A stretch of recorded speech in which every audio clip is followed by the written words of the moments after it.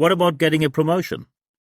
Well, most people will say probably, yeah, that's a good idea. I'll take the promotion. Well, of course, you like to have talents amongst your staff. You want to see the talent, attract the talent, of course, then promote them if possible. Of course, give them any chance that is possible in your organization. You'd like to develop them, hold them in the organization. That is the core topic here. However, we often hear that career is something that many people want. Of course, at the same time, they claim to have, or they like to have a work-life balance. At the same time, of course, you expect them to deliver their full commitment to the organization. Knowledge, of course, can be transferred. However, experience can't be transferred that easily. And of course, how do you get the experience? Well, by probably putting a couple of hours in. Of course, some people say, well, I'm willing to invest the hours when I, in return, get some stability, safety, security, great income, because I want to probably start a family and then have a certain safety and security within my career. The question is, do you offer this career? Is it possible that this career happens in your organization? Because otherwise, what might happen is that you face a career-related employee turnover. And that is the topic of today. This comes from a real-world issue or real-world situation that I recently had. So they had an annual appraisal interview, and the talk started quite nicely. I was just sitting there. My job was to give feedback to the leaders and HR people who did interviews during the day. They received professional training before. So one person enters the room and says, okay, here I am. Then, of course, there's a bit of a bit of a soft start, and of course, a bit of small talk in the beginning. And then, as you usually do, you say, hey, let's just tell me, how did you think the last year went? And the person started and say, hey, look, this company I think is great. I think we have amazing products. It's an amazing organization. I'm very much identified with what we do here because of course we do a job here to make money, but we do not only make money and sell some product. We sell product that actually help people, and not only people, this helps society. So this is a service, a product that we sell, which has proper value for the people buying it, but also for society. And as a nice side effect of that, we make money as well. So that's great. And you think, oh, that's a pretty good start for the talk. And the person keeps going and says, and also, by the way, I have a really great team. When I see my team, they're all very engaged. They're very identified with what we do, high levels of commitment. It couldn't be any better. And you think, well, that's an easy talk. It's going really well here. And it keeps getting better, because then the person said, I think what we do here is really inspiring. You really can, when you're engaged here and you're really committed to your work, you can actually do a lot and also create a lot of value for yourself, for your team, for your customers, for absolutely anyone. And also you don't have one of these jobs where you think, oh, I'm wasting my days just doing general admin. You actually can deliver value and actually get work done, which is very rare in larger organization, as many people claim. And of course, that looks great. So that's a talk where you think amazing. And then the person comes to the end of their personal impression story of the year and says, well, so thank you very much for all of this, because I talked to my leader recently and I saw that there's no room for development here for me. So thank you very much for the amazing experience. A couple of weeks ago, I applied for a different job and I will leave this organization in 2 weeks' time. 2 weeks notice, and the person leaves. That's an unexpected turn, to say the least. An amazing talk that started where you thought, well, we did everything right, ending with the person leaving the organization. What happened here? And we need to talk about how can we prevent, as far as possible at least, how can we prevent career-related employee turnover? And of course, we talk about two dimensions. One dimension is the leadership dimension, and the other one is the personal dimension. Let's start with the leaders. Of course, part of your leadership job is career of your people. If you are still one of the managers or executives even, where you say, look, career is not my problem, that's their issue, they have to take care to have a career. No, they don't. Welcome to reality. There's a scarcity of talent. You have to offer career proactively, and you need to help people as far as you can that they can have a career. And that's the first question you have to answer for yourself. Which options do we have here to have a career? What are the possibilities that we have? And also, what are the limitations? And sometimes you will have people where you say, hey, these are the chances you have here, the opportunities, but there are certain limits up to this point. And some people will say, amazing. I'm looking exactly for a job like that. I want to do this job for the next 40 years. And you will have great employees who will deliver really amazing services for your organization by doing the same job. However, the number of people looking for these kind of jobs is on a steep decline, unfortunately. When you see the limitations, you should see, you should think about, is there any chance to change that? Because as soon as people ask for a career, the burden of evidence is with you if you deny the career to them. I give you an example how not to do it. Someone says, well, I'd like to get a promotion. We have a regional manager's job. What about giving that job to me? And you say, well, I think you do not have the experience yet. When I became regional manager back in the days, I was here for 5 years. You are here for just 2.5 years, so you need a bit more experience. That is not the reason. When you only take time, especially back in the days, I know there was a lot of wrong stuff going on, and often people accepted that and said, okay, it is what it is. I just wait another couple of years before I get the promotion. If you accept just time as the reason why someone should turn you down, then there's some bad news for you. There are not many people left who are willing to do so, and for a good reason. If you, for example, say, hey, look, I can understand you want to have the promotion, but on the regional manager's job, we expect that you at least had one international project where you for 1 year worked in an international setting.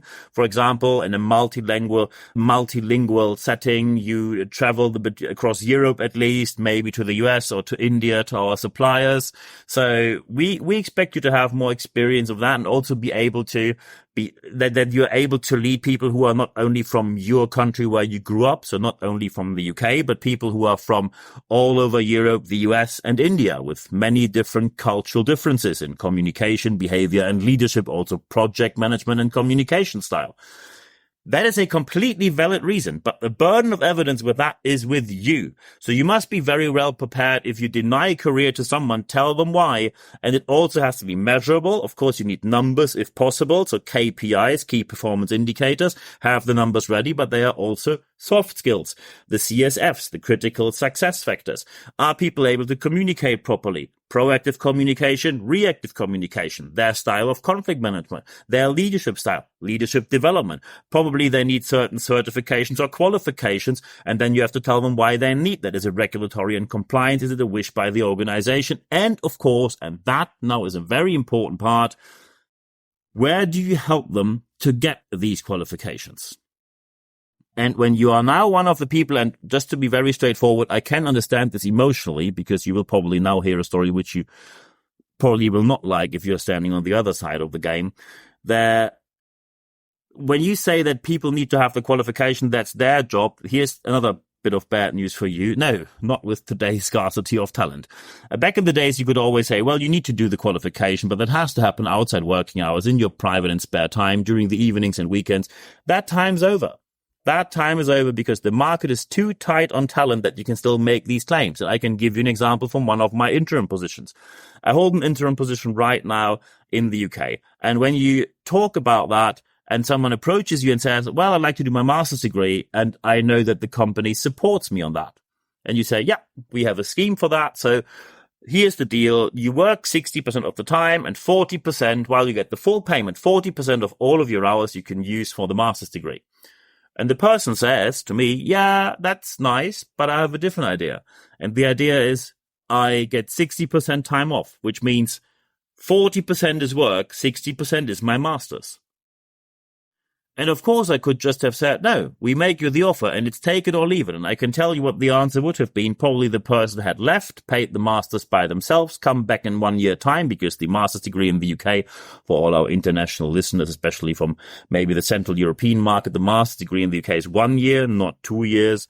And as soon as people then come back, there's, of course, a big price tag coming with that, where you probably could afford 5 masters, or you pay for 5 masters afterwards. And of course, if they don't come back to you, there's a job available, which most likely, in my opinion, had been open for, or would be open for, at least 12, 14, 16, 18 months, which cost as much as 10 master's degrees in productivity and external consultants we then had needed.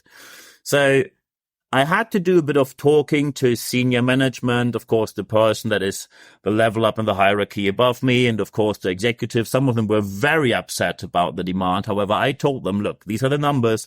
If the person leaves, what will happen is that is the economic damage to our organization. And also, we want to keep this person long term. I think it's a great investment. It's a change to the system we have. And yes, we need to face the situation. Others might demand that as well. However, not everyone who demands that has the same specialized qualification as this person has. So we don't have to give it to absolutely anyone in the future because different people have different qualification schemes. A specialized ERP expert has a different market value than someone from general admin. So to cut a long story short, we agreed on 40% working, 60% master's degree. So this flexibility is something you will need to do as well. There will be negotiations. There will be changes. Be ready that you have offers available, but also be ready to have deals and negotiations about your offer. What you need to know, and that is the core aspect here, is what really drives your people. And that is called the so-called inner mission. What is the inner mission that someone has that really makes them get up in the morning? That is the ultimate motivation, because that is where you can see if someone wants to have a career or not. And by the way, when you don't know the inner mission or you're not even interested in that, you probably are not a great person as a leader. And just to let you know, you can't ask people about it. When you ask people, hey, what's your inner mission? They will tell you what you want to hear. And they will say something, oh, I want to help you and the organization to have a great stability and market share and grow and extend the blah, blah, blah. And you will say, oh, amazing, amazing. Exactly what I wanted to hear. Yeah, because they know what you want to hear. So the inner mission is something which people will only tell you when they trust you, and they will most likely tell you in an informal setting. Christmas party, summer's party, end of year party, hiking day, whatever it is in social activities. And then you know what is it that really drives people. Not everyone wants to have a career, but quite a number of people want to have a career, and you need to be ready for that. Of course, there is the other side to the game, the personal dimension. The personal dimension is the person sitting on the other side of the table, the person who wants to have the career. So I'm talking to all of you now. When you want to have a career, please ask yourself, why do you want to have the career? Is it just because your parents told you so, or because you think after a couple of years you're entitled to a career, which is, by the way, not correct? Do you really want to have a career just to impress others, or is there any significant reason? Because you need to have this significant reason. Otherwise, you will not sustain in a career. You will be very unhappy with more money on the account, but even less happiness than you probably had before. And hopefully you have some left at least. So why do you want to have a career? Define that for you. When you can't define why you want to have a career, you will most likely not be happy with what you do. What is your inner mission? Some people work all day long. They are very engaged, very committed, but they don't know why they do that. Some people say, I'm the one who, I want to be the first person in the family who has a house paid off before they are 40. Amazing. Then go for it. But many people say, I finished school and then you go to work and, more money is nice, and maybe career means more money, yeah. But it also means more work, more commitment, leading more people, having more stress, of course. So you need to know what is your inner mission. Before that, you cannot strive for a targeted career. I, by myself, had the experience. First, I studied teaching, went into pharmaceuticals, and then ended up in going to IT and leadership, now being self-employed. So it was quite a journey, to say the least. Finding out your inner mission is crucial to have a successful career in anything. The next step, you have to think about how close together is your demand and your delivery, because people have the right to question it. When you say, I want to have a career, any leader and any organization has the right to say, okay, look, this is what you delivered, and other people in exactly the same situation delivered A, B, C, D, E, F, G, more.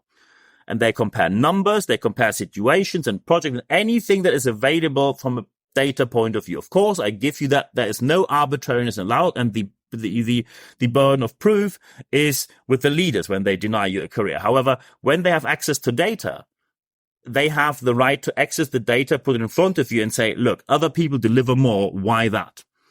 And of course, when they compare, they need to compare the whole situation. It's completely pointless when someone says, well, I think other people are more engaged. Your colleague Daniel just did 10 hours more last month. And you say, well, Daniel is single, no children, and I'm a single father of 3. That, of course, is an argument in your favor. So they always have to compare the whole situation between people, but they have the right to compare, and they have the right to confront you with it.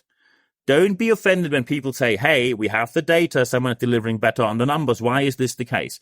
Don't be angry, frustrated, or aggressive. What I recently saw in the past, people say, what kind of talk is this going to be? No, it's perfectly reasonable to question why you want to have the career and why they shouldn't give it to someone else.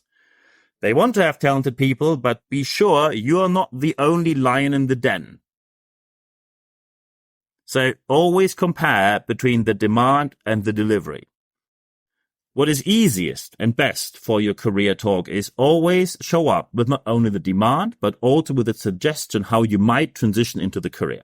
When you say, hey, I'd like to be regional manager, could work. Most likely you will have a quite semi-great discussion, talk, negotiation, which may or may not work. When you say, hey, I'd like to be regional manager. I see I didn't have an international project yet.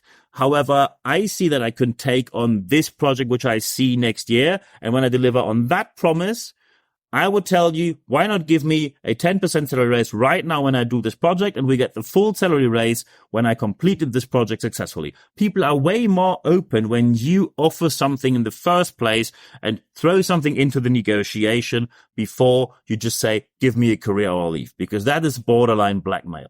Always have a very specific suggestion, an idea, a plan, a program in mind, how to progress into your career. That always gives you a way better opportunity, that people actually like to give you a career and you don't have to force yourself into one. And one additional aspect, and that's the only negative point I really need to address from the talk and the appraisal interview, which I mentioned with you in the beginning, the reality check. When you simply say, I talked to my leader and they said there's no career for me and I quit, that is not great. You need to give the organization, except when you don't want to stay. When you don't want to stay, leave. When you already decided to leave, leave. However, when you want to stay, you need to give them more than one chance. Talk to your leader, and maybe your leader will say, sorry, there's no career. Then you can tell the leader, hey, I really don't want to leave. Is it a viable option for you that we have a chat together with HR about a development plan? And then you have a chat together or on your own with HR. However, don't blackmail anyone. Don't say your leader, don't tell your leader, hey, after I talked with you and you gave me a no, I'm now going to HR. That's not great for your future relationship. Or you don't even tell them. So you talk with them, and when you don't get a career, you go to HR and tell them, give me a career or I leave. Give me a salary raise or I leave. So the second step is HR. The third step is that you go to senior management or executives. Always be transparent, always be proactive, always be open with your communication to anyone in the whole chain, which I mentioned before, because sometimes situations happen where the leader says, sorry, no career possible. And HR says, yeah, sorry, no career possible, I think. And then you go to a senior executive, and these are often very brief talks, and they say, well, there's no career right now. However, we have Simon and Diane who are going to retire in 2 years' time, and we only have one talent so far that we can put in this program and fill their spot, and you could be the second one. However, we need a development program which might take 2 years working together with them, and then you could fill one of their spots, which is automatically a promotion. And only the senior executive knew about the issue because they saw it, because they are closer to this project. So always give them more than one chance. Talk to your leader, talk to HR, talk to senior management or executives. If all of that fails, it's fair to say, when you want to have a career and they really don't offer you anything, or they go for arbitrariness or random statements, then say, sorry, that's not what I like to hear. Thank you, no thank you, and I leave. Politely. If they didn't treat you bad, there's no reason that you treat them bad. And when you have this decision and did all the talks, you will most likely always find a better solution, and putting this solution into place always gives you a better and more sustainable career chance. It also has the great opportunity for an organization to keep great talent aboard and development and develop them to exactly where you want to have them. And also they have the chance to be developed into where they want to be. Win-win on all counts. And of course, I know this is challenging. It sounds easy, but it isn't. I fully agree. So if you have any kind of questions, feel free to contact me. nb@nb-networks.com is my email address. I also put the email address in the show notes of this podcast. Also, my LinkedIn is mentioned below in the show notes of this podcast. If you now want to have something very specific, training, speaking, or coaching, let me know as well. we can, of course, figure something out there. But if you just like to have your points discussed, and thank you very much for the last weeks we had with a very open and very productive discussions, very respectful discussions, just feel free to contact me at any point in time possible. The second aspect, which I always recommend, is we have live sessions, and even more, we have additional aspects which I publish on the matter. If you want to know how to get that, just go to expert.nb-networks.com. Put your email address in there, and then you will receive only one email every Wednesday morning. It's 100% content, ad-free guarantee. And what you can do then when you receive this email, first, you get access to everything I publish. And second, you see where the live sessions are, including the access and including the date. And you see everything that you need. And very important here, it's available in the English and German language. So feel free to bring your colleagues to the live sessions as well, your international colleagues as well, if you'd like to. We're looking forward to seeing you there. And the last aspect, and the third one, is apply. And that's, of course, the most important one. Apply what you heard in this podcast, because only when you apply what you heard, you will see the positive change that you obviously want to have in your organization. I wish you all the best doing so. I'm available for help 24/7, so feel free to contact me anytime. And at the end of this podcast, there's only one thing left for me to say. Thank you very much for your time.